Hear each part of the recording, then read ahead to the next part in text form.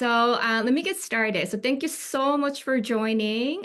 This is going to be the first part of five-part series that I want to share with you what are some important factors and elements that you want to consider navigating this very rapidly changing age with AI. And here that I also want to introduce you the concept of deep thriving. And I'm going to tell you how it's different from thriving later, especially in the context of current time that we're living in. So very briefly, my name is Pilyoung Kim. I've been studying psychology more than 20 years. So I'm currently a professor in the Department of Psychology at University of Denver. So more broadly, I've been studying like the impact of stress on brain. But it was about 6, 7 years ago. I also studied kind of social relationships that are becoming very interested in the AI's relationship with human and its impact on human minds. And that kind of led me to think about there are some things that in psychology that we can kind of consider for us to be really navigating the current situations um, with kind of more intentions that helps us. All right, so I just want to briefly remind you that this is being recorded so that it can be shared with people who are not here or other people who are interested in. I think the conversations that we had earlier before beginning of the um, this presentation, like I'll make sure that I don't include that. I just want to make sure that like no kind of personal information will be included. The recording will be only the presentation part. And we will have some time for discussion at the end. I won't include that in recording. Um, and you're welcome to ask me questions during my presentation, but I just want to let you know that will be being recorded. So thank you so much for your understanding. All right. So the overview is that I want to make sure that we have some good understanding on um, our relationship with AI in current age, as well as what's going on with other people. And there, I want to talk about that AI paradox that's being really kind of amplified right now, which is this tension between the productivity and well-being and meaning. And there, I actually developed some questionnaires that people can try to see that, dimension between that thriving and challenge aspect.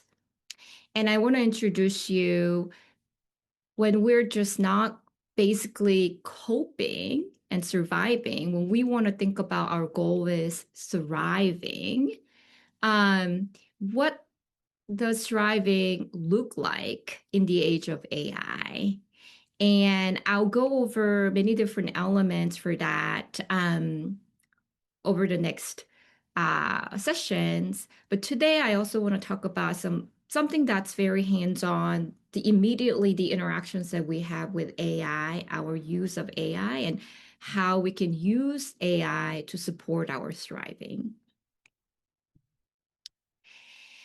All right, so here that I would love your input using the chat, and I want you to kind of think about the one reason task in which AI helped you to do something better that you found AI was helpful. So maybe think of 3 words that describe that experience. Was it quality or creativity, like time? So start typing on your chat box. And then when I say enter, let's kind of enter that together. So I'm going to go out of this mode so I can open my chat box.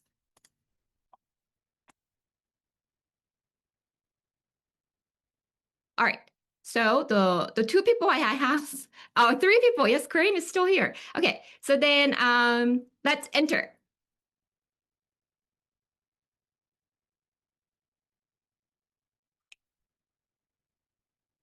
3 words that kind of you feel like AI helped you with. efficiency, creativity, brainstorming, intelligence, chat, automation. And while we're having those being entered, I also want to suggest the next question.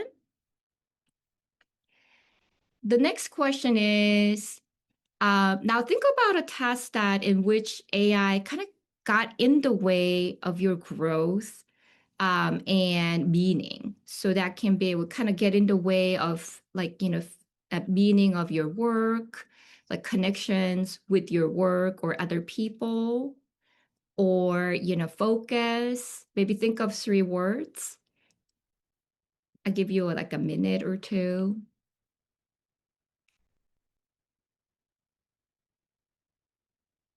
All right, if you're ready, please enter. Okay, overwork, overwhelmed, de-skilling. They don't ask about homework anymore, the kids, hijacking my organic thought process.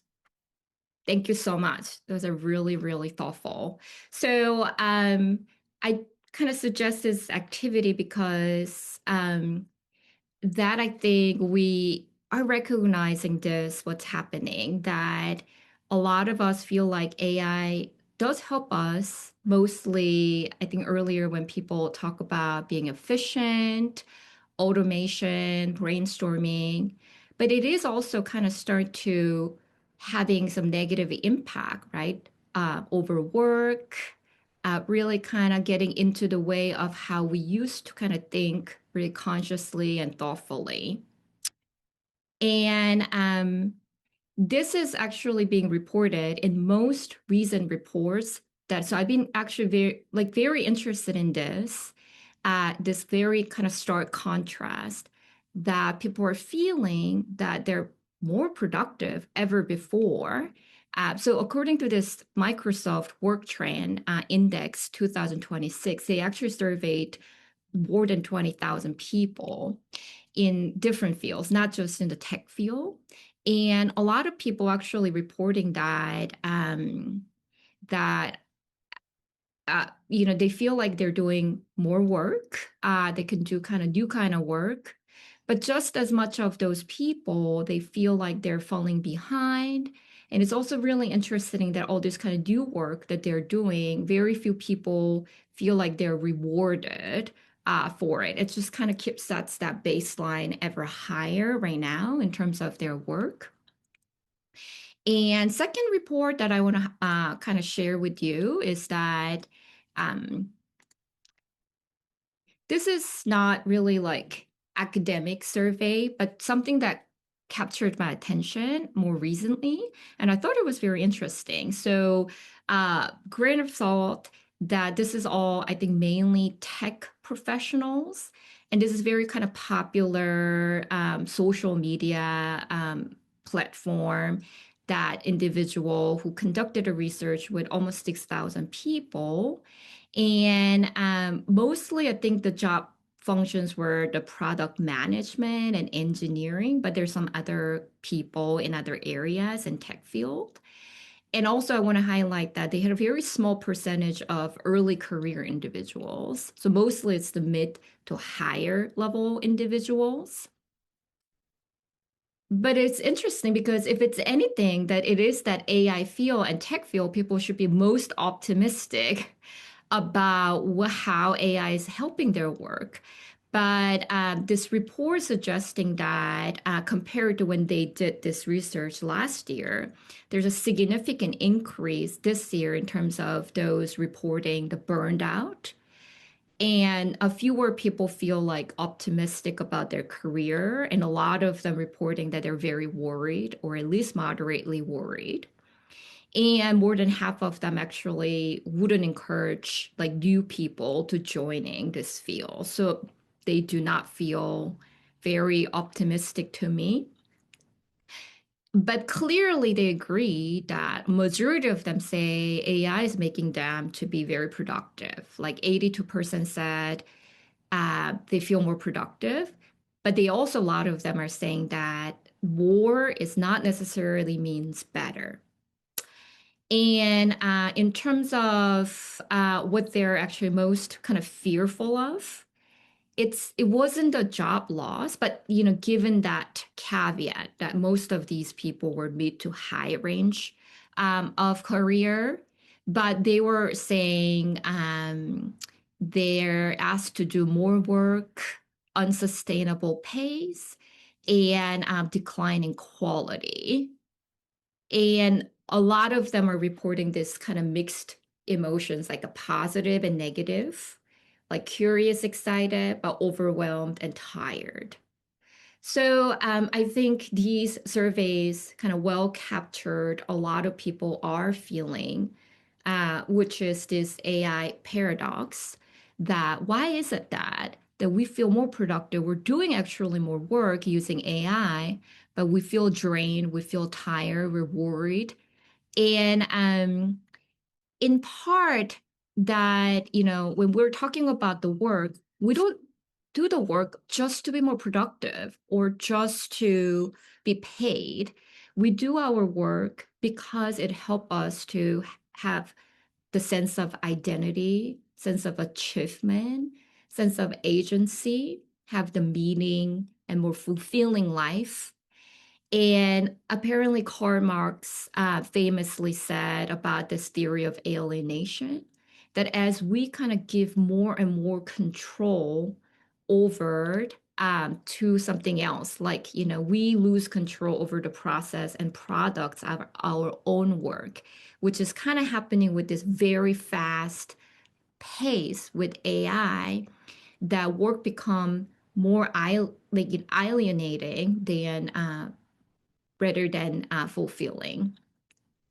And for us to feel like more fulfilled in our life and work, Lee and all, this paper that I would actually discuss in more details later, talk about these three different aspects. At work, we want to have this kind of self-efficacy that I believe that I can perform this work through my own ability. We also looking for this psychological ownership. I feel like this work is mine, and also really importantly the meaning that this my effort, my work really matters and connected to the valued purpose that I endorse. Okay, so here is the part that you can contribute. So I have this kind of questionnaire to help you to kind of get a sense that where you are in terms of using AI and kind of what your experience is, what your emotions may be.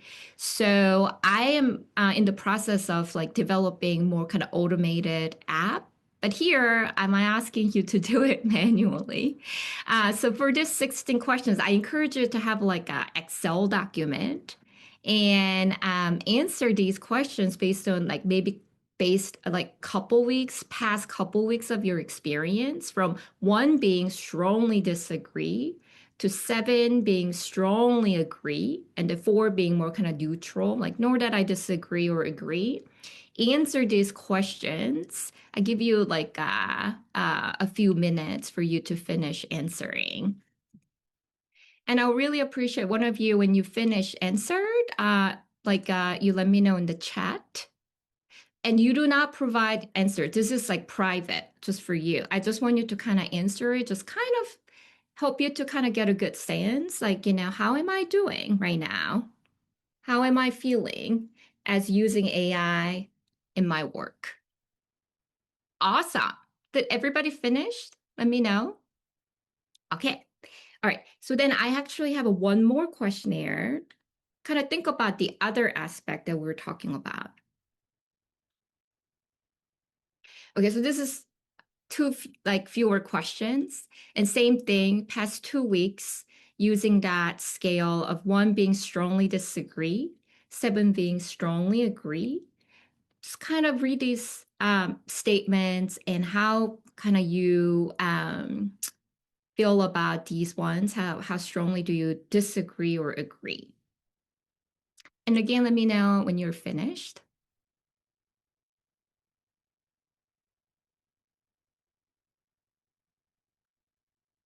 Awesome.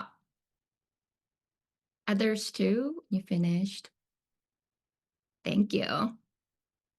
Great. Okay, so I would love to hear your feedback, especially at the end. So I will keep moving on, but like definitely I would love your feedback and how it might actually help you or any other suggestions that you have for these. All right. So I asked you to fill out this to have a chance to kind of reflect.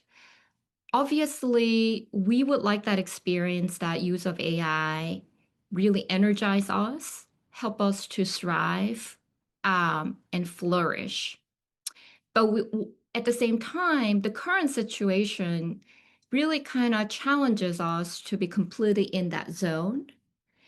And because it's simply chaotic situation right now that a lot of people are reporting, I think it's very important that we are very intentional about um, ourselves to be thriving and really, really intentionally find the ways to do so, so that we actually have this inner post and intention to navigating this age more purposefully. And with that, I want to introduce the concept of thriving, rather than just simply coping or surviving. What does it mean to be actually really thriving? And that is actually very different from just the happiness. You know, we talked about happiness a lot. In psychology, we talk about happiness as well.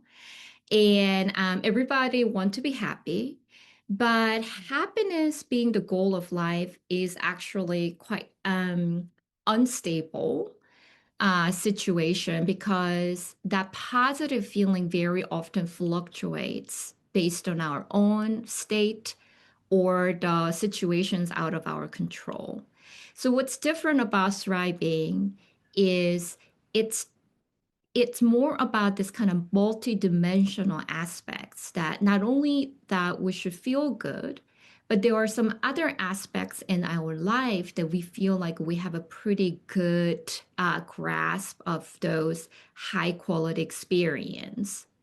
So those can be um, this based on the FIRMA framework that's developed by Seligman. So he's a psychologist who actually many years ago really kind of started the term positive psychology and really created the field where now many people are working on. So there's a lot of different ways to define thriving, but I wanted to kind of introduce you one of those that's more widely accepted. That he argues that these are five elements that kind of needs to be all considered together when we can say we feel like we're thriving or someone is thriving. So one is positive emotions, that we feel joyful, we feel like hopeful. Engagement is that we're very deeply involved in our work and other aspects. It's almost like a mindfulness. And the relationships, that we have a good and supportive relationships, meaning that we have this purpose in our life, and then our life brings us kind of deeper meaning, and we serve others and society. And accomplishment, there's a sense of this accomplishment, that we're kind of doing something and achieving something and being acknowledged for it. So all of these are, like, and some people may emphasize more on some of these elements than the other. But he talks about how all of these are very important elements for one to actually feel like truly thriving. So, thriving and flourishing are very kind of interchangeably used term, to be very honest, as well as well-being. It can be pretty confusing to people, but it captures very similar concept.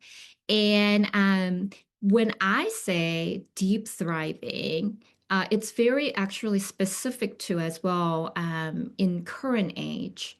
So I think the current age, it's just very chaotic. It's changing all the time.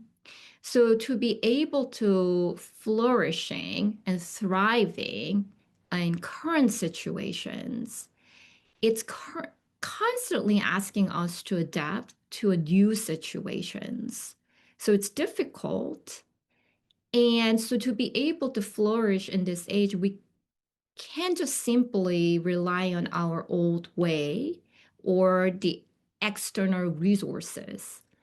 That I found that it's almost like, if we have tree, that when, a weather is just unpredictable and change all the time, if the tree has deep, deep root, it will be very helpful for that trees to stand strong and flourish, no matter what the weather may be. So it's a very kind of similar concept that I want to add that it is so important for us to have this very deep rooted inner anchoring, inner post that where we're going in terms of our life and our purpose, that could be the work and life, that we actually have a very clear idea on that when everything else is changing. Another one that I think is very important with this deep thriving concept is that we don't want to be just past couple of months to be thriving, then plummet into not thriving. So especially the environment is changing all the time. We cannot predict like the 2 months from now, right now, honestly, in these situations. We need to figure out a way that we sustain our thriving, no matter what happens. So when I mean by deep thriving, it really means that, we want to thrive just how the perma theory suggested, with the inner deep anchoring and the sustainability that's thriving over time consistently. So with that, I want to kind of share for the next series that, what are the kind of tools and elements that you want to consider. So today we're going to talk about how to use AI more kind of day-to-day experience. Then we're going to talk about some elements that's related to our emotions and connections with others, like a burnout, regulation strategies, and then the mindsets that's really important for that inner anchoring. Also the inner strength that gives us that stamina to sustain whatever happens, we're going to strive. And then the last part will be, we'll talk about some systems that's surrounding us that can support our thriving and think about our own anchoring and our strategies to thrive in the age of AI. And all of these, I will bring some scientific evidence, not just like related to thriving, but as much as I could, it's a new field, things that are related to AI and the work with AI. All right. So today's core question, that how can we use AI in ways that help us grow and thrive, not just produce more? And I found this one study that's recently published that was very helpful for us to kind of start thinking about that. So Lee et al. In 2026, they actually conducted this study to ask the question, that if we kind of hand over the control of our work to AI, basically kind of using AI more kind of passively, it's possible that, just like remember that theory of alienation, that we're kind of feeling more detached from our work.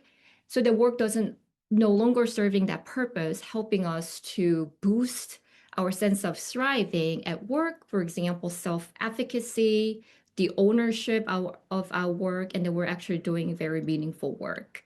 So they designed this experimental study and kind of highlighting that different kind of work style. So then if we were to use AI, which is the case for a lot of people, what is the kind of way of using AI that wouldn't as much kind of sacrificing these very important aspects of our thriving at work?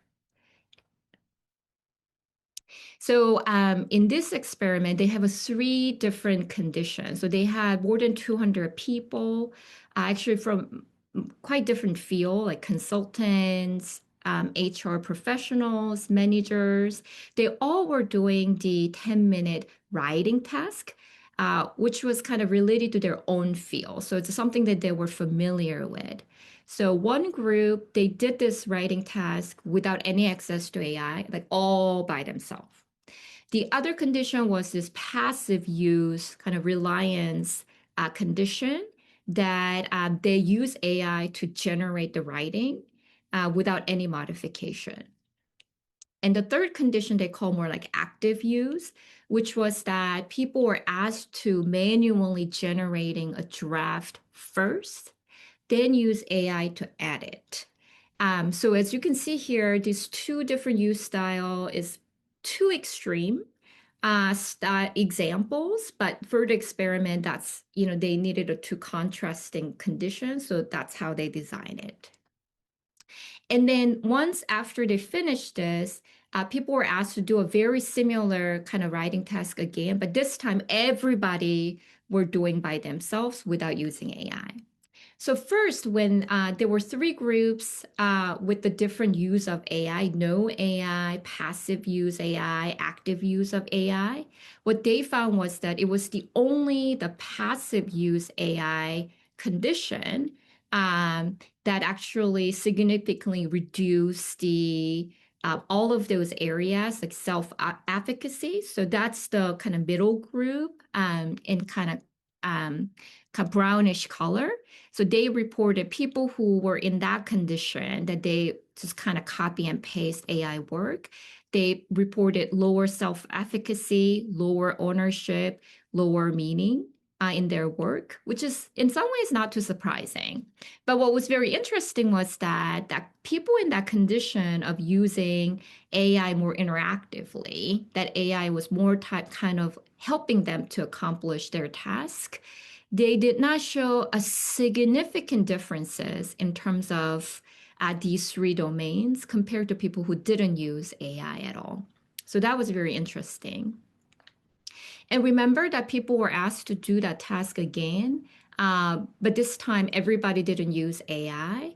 But interestingly, that group that also used the AI passively for the first time, even though this time they were not using AI, they still reporting lower self-efficacy and lower meaning, meaning that when people actually start doing this type of work, that using AI and rely on AI, even when they're not using, they kind of start to lose the meaning and efficacy of their work, like more generally, more broadly, which kind of has that interesting carryover effect.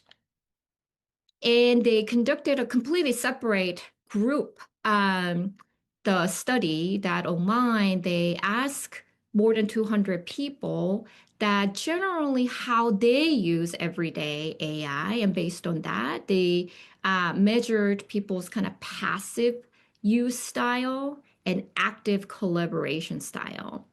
And those people who tend to use AI more in this passive way, kind of copy and paste, they reported generally lower self-efficacy and ownership and low satisfaction in their work.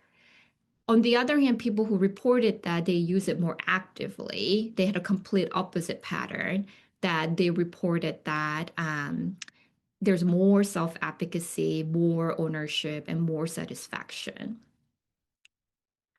So what does this mean? At least in this kind of simple kind of contrast between two different work sites. I know our real work is more complicated than that. But there seems to be these two different kind of styles that we can consider, which is automation that AI is actually doing most of the work, includes very meaningful parts of our work, right? At the part that where we would like to contribute to generating new ideas and be creative and decide.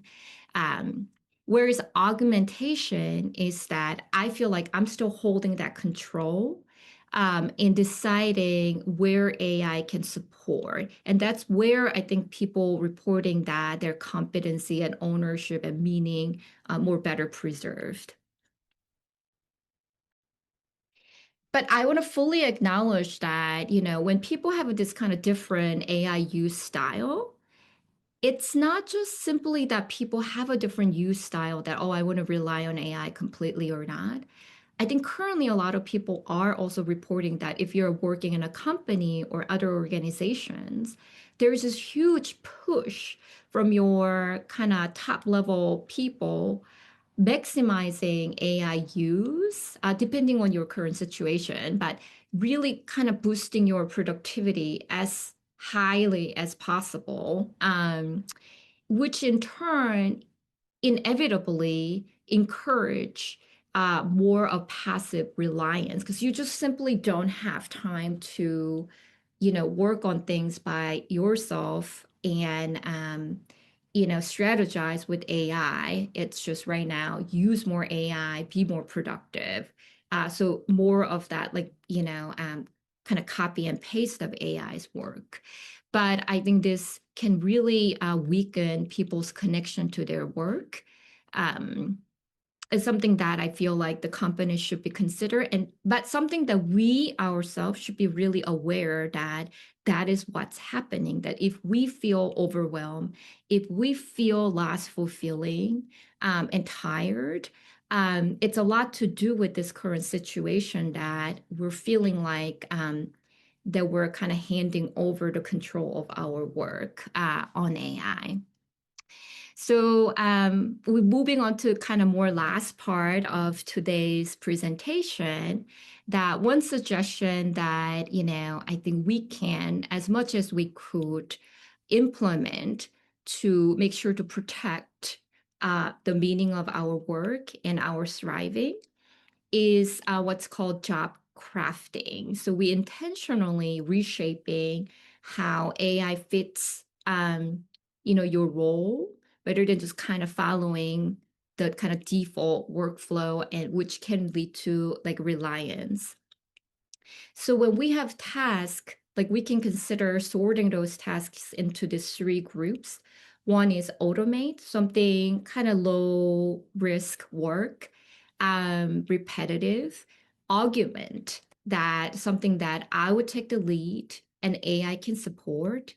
In the last category would be protect. It is something that I protect for my own creativity and identity, have a very minimal AI input. So I can give you an example. When I was preparing these presentations, that in fact, I had the kind of subtasks in these three categories. So this is just my example, but I've asked AI to automate in terms of just check grammars of all my writing for these slides that I know this is pretty low stake, repetitive work.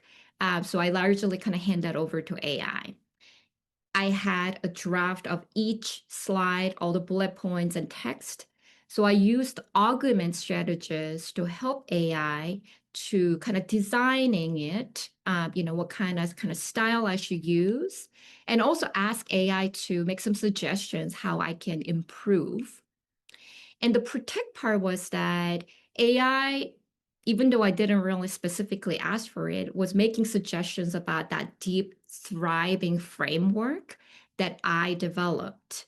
And I explicitly told AI to not make any changes there. Like, I've thought about this very long time. This is my original idea.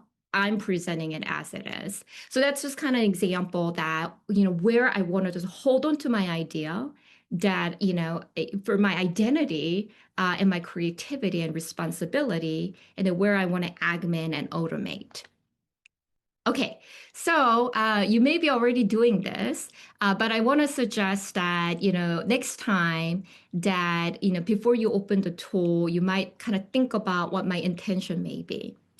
And you want to kind of outline and draft the core work, and then how you want to kind of invite AI for that supporting role, and how you want to evaluate AI's work based on your expertise, or like using the source from outside, like a books or what you can find as a more reliable resources, and make sure that you review AI's output so that it is reflecting your voice, your own work, Um, and then I think the last part is really important that, as we keep working with AI interactively, I think we need to kind of learn what worked well this time and what didn't work well. And then I think we use that similar strategies the last time. So you learn, and also your AI agent will learn about that.